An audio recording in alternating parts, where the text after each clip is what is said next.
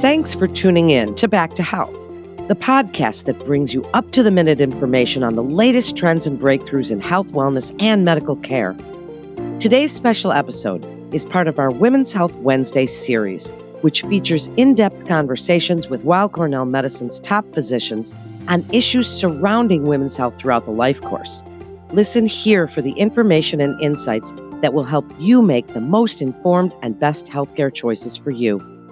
I'm Melanie Cole, and today on this Women's Health Wednesday, we're discussing PCOS, or Polycystic Ovary Syndrome. Joining me is Dr. Rekha Kumar. She's an associate professor of clinical medicine at Weill Cornell Medicine. Dr. Kumar, thank you so much for joining us today. I'd like you to tell the listeners a little bit about Polycystic Ovary Syndrome. Is it a gynecological or endocrine disorder? Tell us a little bit about how we classify this. Sure, I'd love to talk about it. Thank you for having me. Polycystic ovary syndrome can be considered both a gynecologic disorder and an endocrine disorder. It can actually also be considered a metabolic disorder in some people, meaning that there are various presentations of it, so it looks different in many people. It is heterogeneous. Not everyone's PCOS looks the same. So for some people, it can present as a gynecologic disorder with irregular periods or no period, or it can present with infertility. That might be the first sign of it. In others, it might show up as acne or unwanted hair growth on the face, what we call hirsutism. And in some people, it is actually weight gain and inability to lose weight that is the first sign. So it can look quite different in different people, and it overlaps the spectrum of gynecologic disorders, endocrine disorders, as well as metabolic/carbohydrate insulin resistance disorders.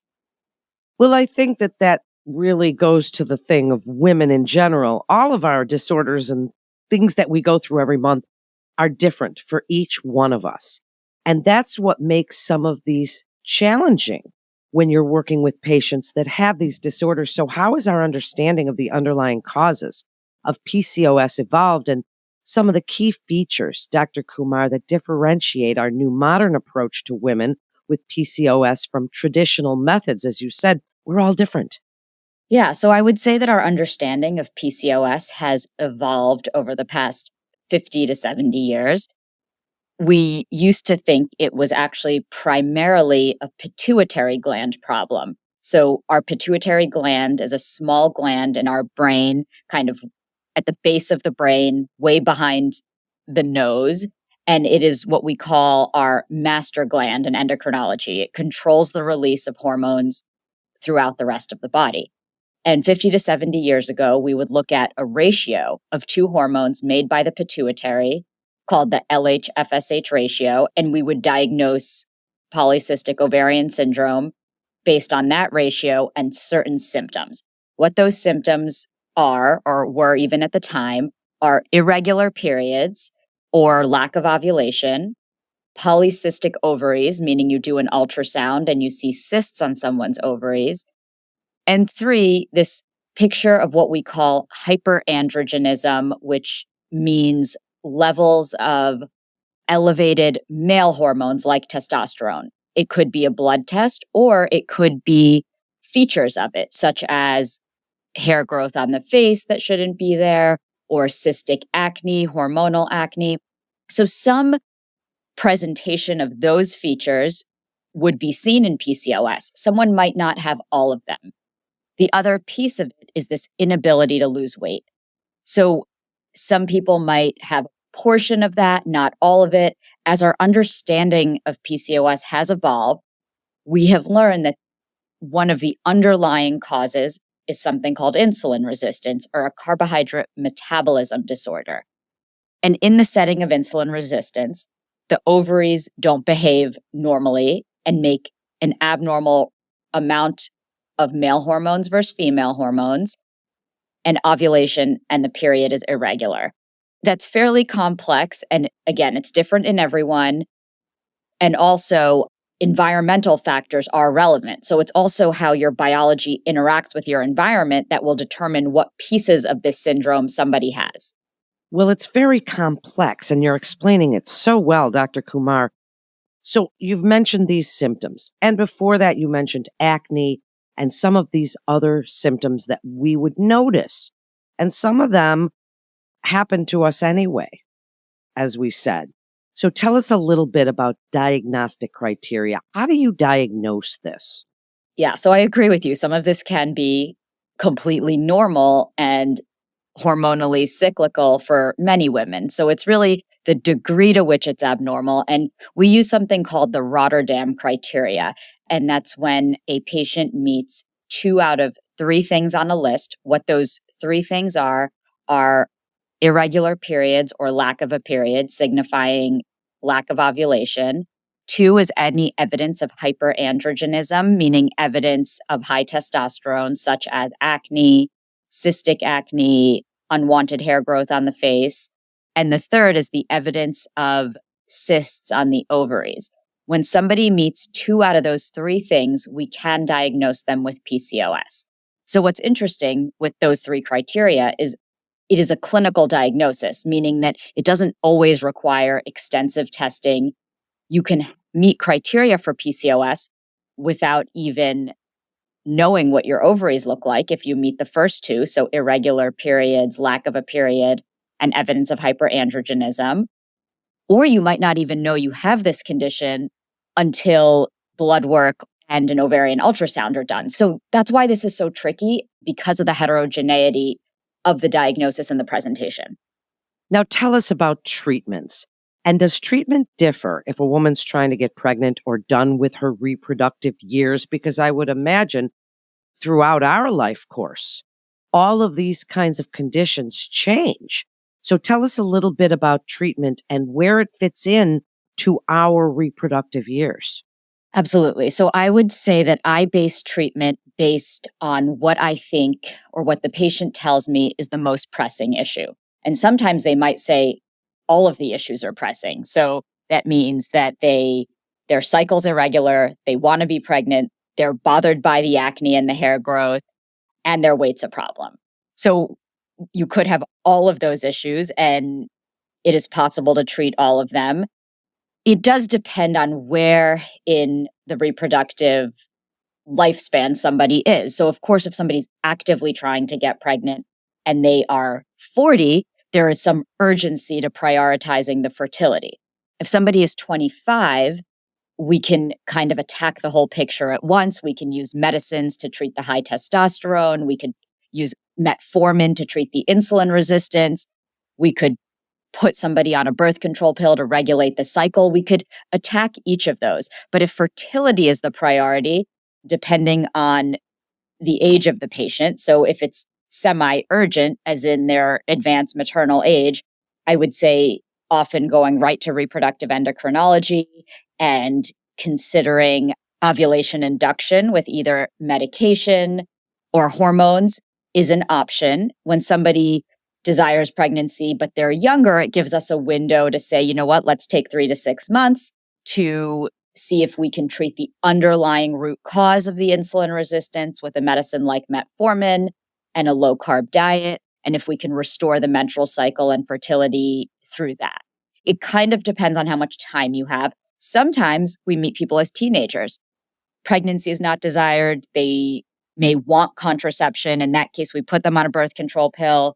We prescribe metformin for the insulin resistance, and we prescribe a medicine called spironolactone to lower the testosterone and treat the acne and unwanted hair growth. So it kind of depends on age, stage of life, and desire for pregnancy and whether you're in that reproductive window. What about things we can do, Dr. Kumar, as women? Lifestyle modification, self-care, our good health advocacy, because that's what these Women's Health Wednesdays are really all about, is learning to be our own best health advocate. And sometimes we feel that our doctors aren't listening to us and we're trying to tell them these things. I'd like you to speak to all of that, including self-care, lifestyle behaviors, things that we can do that can help us get through some of these uncomfortable symptoms. So the first thing I would say to that is I think people can be more in tune with their body if they are becoming concerned about symptoms related to possibly PCOS. So really knowing your cycle, is it regular? Perhaps considering tracking ovulation to even see if there are abnormalities there.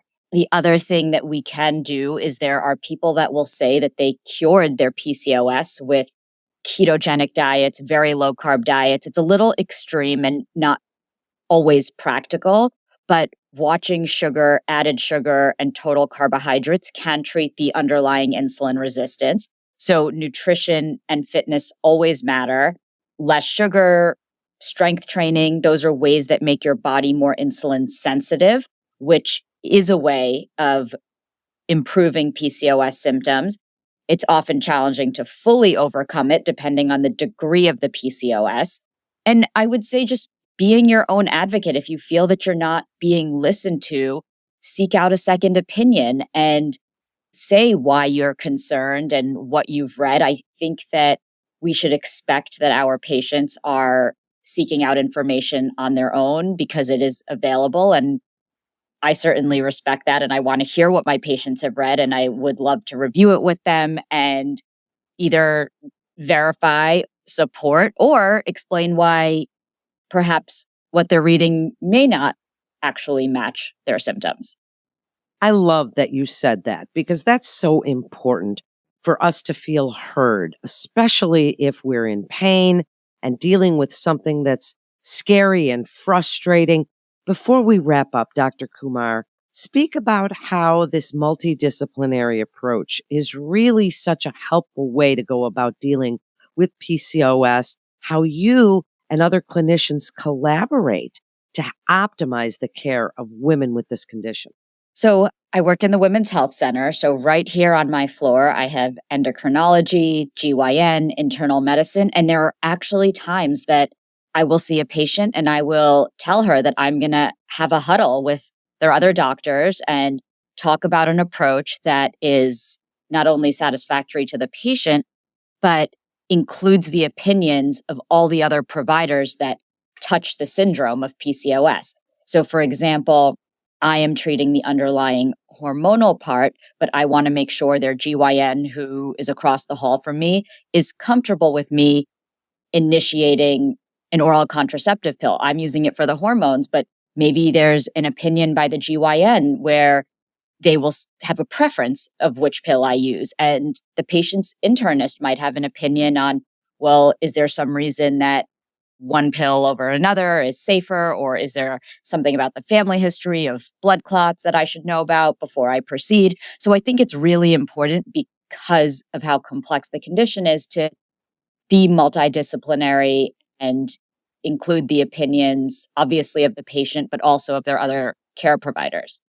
Do you have any final thoughts you'd like to leave women with if they are worried that they have PCOS or if they're dealing with it, whether they're a teenager or a little bit later on in years? Tell us what you'd like us to know. I would seek out an endocrinologist or GYN doctor that has an interest in the condition and the specialty because you'll probably get more time and have a more in-depth conversation versus feeling like you might be blown off by someone that it isn't their priority. And all of us physicians have strengths and weaknesses and interests like everyone else does. So I think it's important to learn about what your physician's interested in treating as well. Great advice. What an informative episode. Dr. Kumar, thank you so much for joining us today. And while Cornell Medicine continues to see our patients in person as well as through video visits, and you can be confident of the safety of your appointments at Weill Cornell Medicine. We're so glad that you joined us for Women's Health Wednesday. We hope you'll tune in and become part of a community and fast-growing audience of women looking for knowledge, insight, and real answers to hard questions about our bodies and our health. Please download, subscribe, rate, and review Back to Health on Apple Podcasts, Spotify, and Google Podcast. For more health tips, please visit weillcornell.org and search podcasts and parents. Remember to check out our Kids Healthcast too. Thank you so much for listening. I'm Melanie Cole. Every parent wants what's best for their children. But in the age of the internet, it can be difficult to navigate what is actually fact-based or pure speculation. Cut through the noise with Kids Healthcast, featuring Weill Cornell Medicine's expert physicians and researchers discussing a wide range of health topics, providing information on the latest medical science. Finally, a podcast to help you make informed choices for your family's health and wellness. Subscribe wherever you listen to podcasts. Also, don't forget to rate us 5 stars. All information contained in this podcast is intended for informational and educational purposes. The information is not intended nor suited to be a replacement or substitute for professional medical treatment or for professional medical advice relative to a specific medical question or condition. We urge you to always seek the advice of your physician or medical professional with respect to your medical condition or questions. Weill Cornell Medicine makes no warranty, guarantee, or representation as to the accuracy or sufficiency of the information featured in this podcast, and any reliance on such information is done at your own risk. Participants may have consulting, equity, board membership, or other relationships with pharmaceutical, biotech, or device companies unrelated to their role in this podcast. No payments have been made by any company to endorse any treatments, devices, or procedures, and Weill Cornell Medicine does not endorse, approve, or recommend any product, service, or entity mentioned in this podcast. Opinions expressed in this podcast are those of the speaker and do not represent the perspectives of Weill Cornell Medicine as an institution.